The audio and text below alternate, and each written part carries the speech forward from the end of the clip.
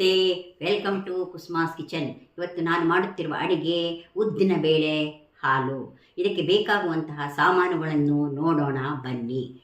ಉದ್ದಿನ ಬೇಳೆ 1 ಕಪ್ಪು, ಇದನ್ನು 3 ಗಂಟೆ ಕಾಲ ನೆನೆಸಬೇಕು.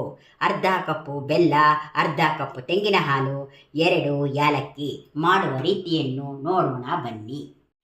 ಒಲೆ ಮೇಲೆ ಕುಕ್ಕರನ್ನು ಇಟ್ಟು ಒಲೆಯನ್ನು ಹತ್ತಿಸಬೇಕು.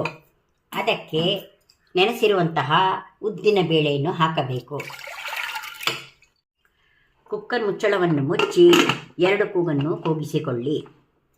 ಉದ್ದಿನ ಬೇಳೆ ಚೆನ್ನಾಗಿ ಬೇಯಬೇಕು.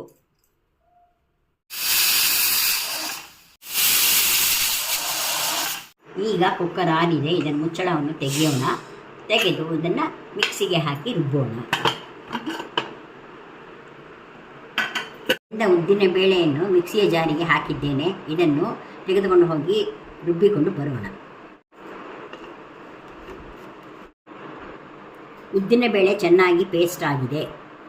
ಒಂದು ಪಾತ್ರೆಯನ್ನು ಇಟ್ಟು ಒಲೆಯನ್ನು ಹಚ್ಚಬೇಕು. ಅದಕ್ಕೆ ರುಬ್ಬಿರುವಂತಹ ಪೇಸ್ಟನ್ನು ಹಾಕಬೇಕು. ಮಿಕ್ಸಿಯನ್ನು ತೊಳೆದು ಸ್ವಲ್ಪ ನೀರು ಹಾಕಿ ತೊಳೆಯಬೇಕು.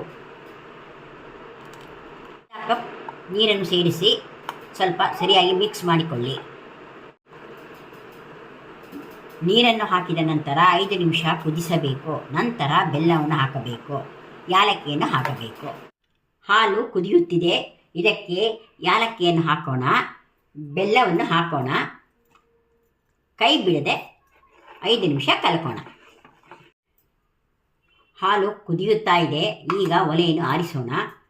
ನಂತರ ತೆಂಗಿನ ಹಾಲನ್ನು ಹಾಕಿ ಕಲ್ಕೋಣ.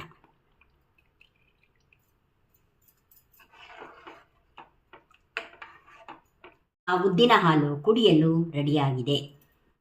ಉದ್ದಿನ ಹಾಲು ರೆಡಿಯಾಗಿದೆ. ಕ್ಯಾಲ್ಸಿಯಂ, ಫೈಬರ್, ಪ್ರೋಟೀನ್ ಇದರಲ್ಲಿ ಇದೆ. ಇದು ಜೀರ್ಣಶಕ್ತಿಗೆ ಸಹಕಾರಿಯಾಗಿದೆ. ಇದು ಮೂಳೆಗೂ ಶಕ್ತಿಯನ್ನು ಕೊಡುತ್ತದೆ. ಇದನ್ನು ಮಾಡಿ ನೋಡಿ, ತಿಂದು ಸವಿಯಿರಿ.